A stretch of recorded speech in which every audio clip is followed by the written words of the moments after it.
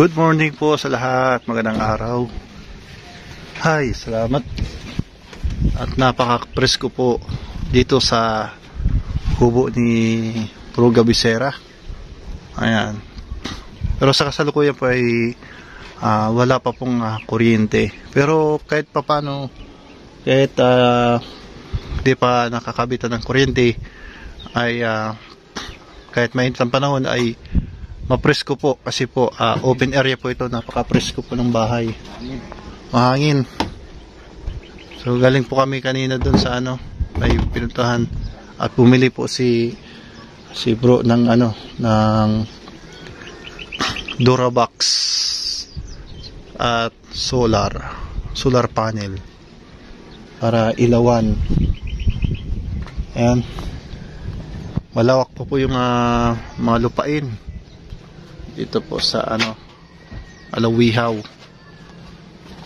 Ayan, papakita ko po at ituturgid ko po kayo dito po sa bahay ni Pruga Bisera. Ayan. At buti na lang nakapasok na rito yung sasakyan. Ayan, papakita ko po sa inyo ang munting tahanan. Kumbaga ito po ay tiny house, di ba? Oh, ayan. Ayan po yung kanyang kubo. So meron na po dyan na kuryente na abang. Ayan. Punta dyan and go on and so on. Yan na po sa malapit na po sa poste. At meron na rin po ng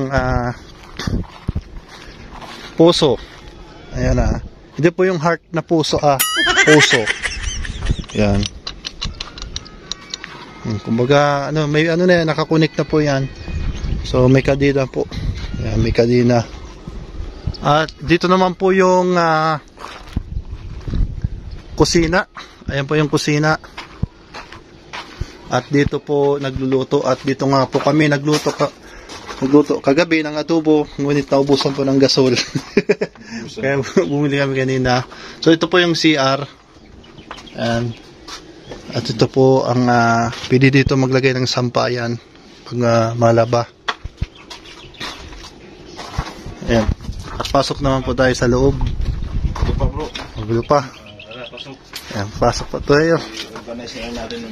Kasi bagong lipat lang po dito si bro. Kailangan di pa kasi organize. Rep. Lamisa. Gamit. Mas maganda bro sa labas to ang washing machine. Kaso open pa dyan. Open pa. Gagawa kami dyan ng steel matting. Pag mayroon ng harang dyan, ilalabas namin to. Maglalagay kami ng harang, tapos pintuan dyan. Harang. Maganda pag may pwedeng ilak. Ito, ilalabas na to.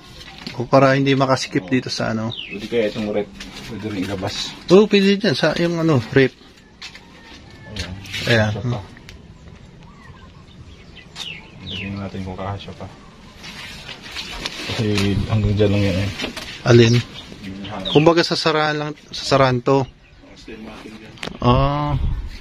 Tapos hardplex. Pwede dito bro maglagay ng parang extension na kung may mga bisita kahit lang yung parang trapal lang. Pag may halimbawa may mga bisita, pwede man. Para may tulugan. Pwede man dyan. Yan dyan lagay na dyan parang extension lang. Ayan. So, pero yung kuryente po naka-install na po yan. So may abang na rin. Yung Canurico na lang po. Yan po nananawagan po ako sa Canurico. Pangilang araw na bro? 10 days na po. Yan. At follow up lang po Canurico. Ayan. Kasi dito yun sa barangay Alawihaw. Nakapag-seminar ka na bro? Oo, na yun. Okay na yun, bayit na yan. Kontador na lang. Yung kontador. Kumbaga, yun na lang pala para karoon na dito ng kuryente. Ayan. Ito, aparador. Yan, lalagyan po ng damit. Organize ng damit. Para para hindi sikip tignan. Ayan. Ano to bro? Ito. Ano yan, sa kamay, exercise. Exercise sa kamay. Akala ko sa paa. Pwede rin sa pa. Yan. Pwede rin sa paa. Hindi sa'yo. Pero si Kasado nakatingin sa akin pag ano, subukan niya daw. Masabi na lang si Kasado, tinitira na naman ako.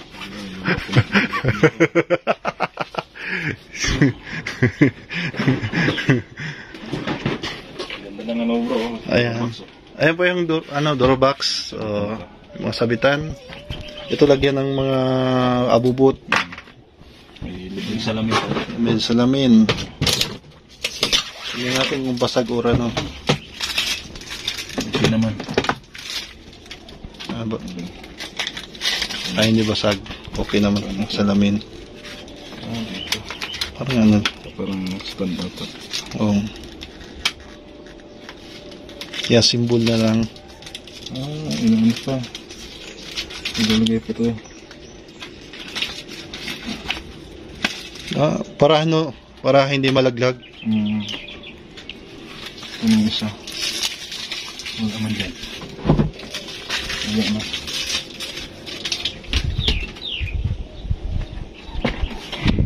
Kasang hangin dito. Kaya, ayun. Tingnan mo naman doon. Ano yung bumagsak? Literal po na malakas pong hangin. Tingnan mo, bumagsak. Ano yun? Bumagsak na yun. Ha? Ano yung nag-apply?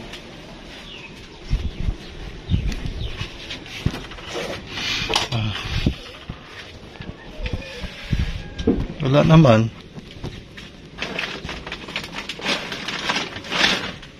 Wala naman nalaglag. Wala.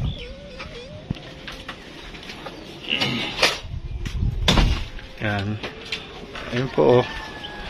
Kaya lang po ang problema pagka may sayawan po sa kabilang bayan ay kabilang barangay.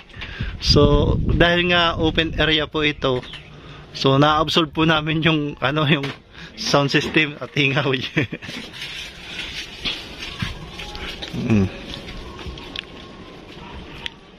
Ito po yung kubo. So ang kagandahan po nito ng SIM, kahit may pampanahon ay hindi po tumatagos po itong init. Diba, unlike po sa ibang mga SIM, tumatagos yung ano, init. Ibang klaseng SIM ba kayo, bro? Hindi tumatagos yung init. Pero temporary lang naman kasi ito. Temporary. May bahay na tayo doon. Ayan. Ayan, nagliligpit na. Hindi na natin dito para Ayan. hindi makalat. Ayan. Sinimulan na po yung paglalagay ng ano, damit. Para hindi daw makalat. Init. Mainit ano?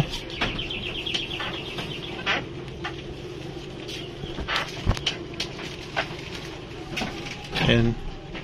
Ibang summer dito, bro, sa Pilipinas, bro. Malagkit yung summer natin, ano? Dun sa, ano, di ba, dating ano ka, nag-abroad ka, bro. Oo, sa Middle East.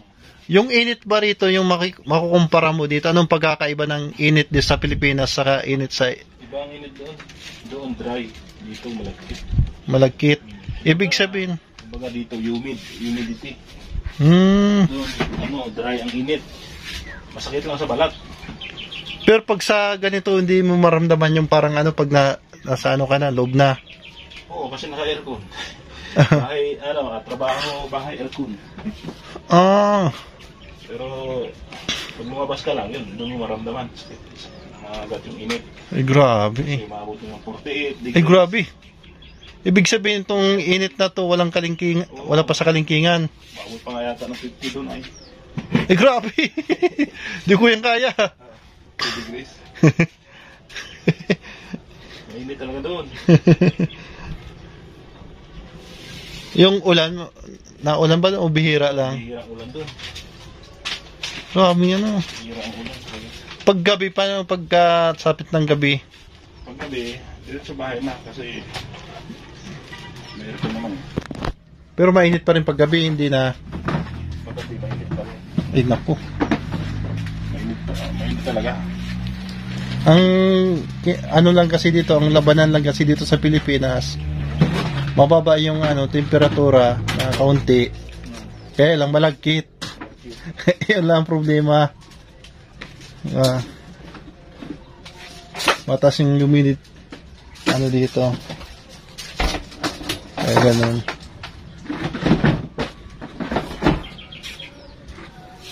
Ayun, tapos na.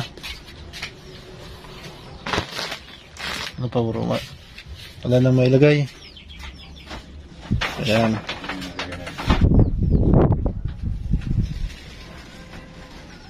Siguro bro, yung mga unan sa ibabaw na ng aparador. Pwede rin yan, Pwede. Ayan, sa 10 na po yung libreng hanger. Hanger. Ayan, may libre pong hanger. Diba? Pwede mong ilagay dito. See? Sakto ang sukat. So, hindi sumasahid sa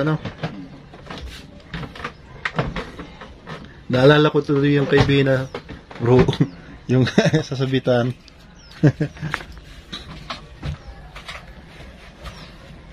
sabit na natin ito kay Yan. parang kasado. Parang kasado to eh. Parang kasado. Sabit na natin lang sa bayan para matuwa siya. Baka manlibre ng ng pizza. Ang delivery ng pizza. Sabay ganun. So, sobrang tuwa, nakatakbo si kasada, Ayan po yung kumot.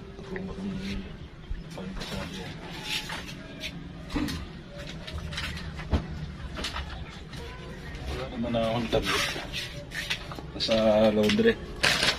Ito na natin lagay yung bangunan.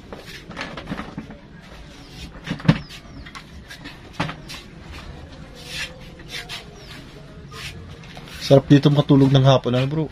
Oo, sarap yan. Yung sista.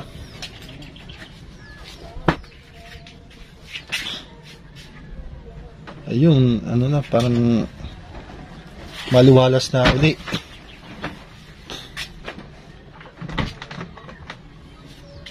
Yan, maliwalas na uli. Pero ito pong arrangement ng gamit is temporary na po muna. Kumbaga nilagay na muna yan kasi bagong lipat pa lang. Ayan.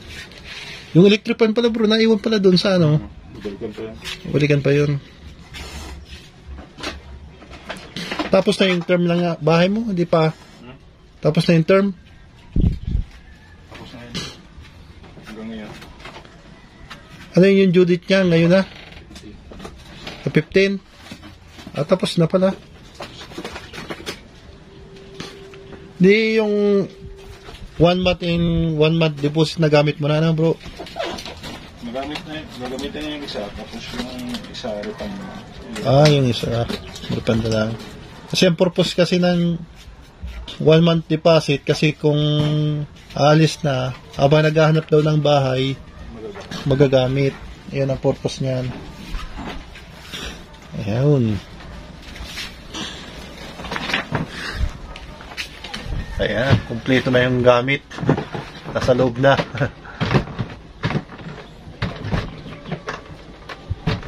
Sakto lang pati yung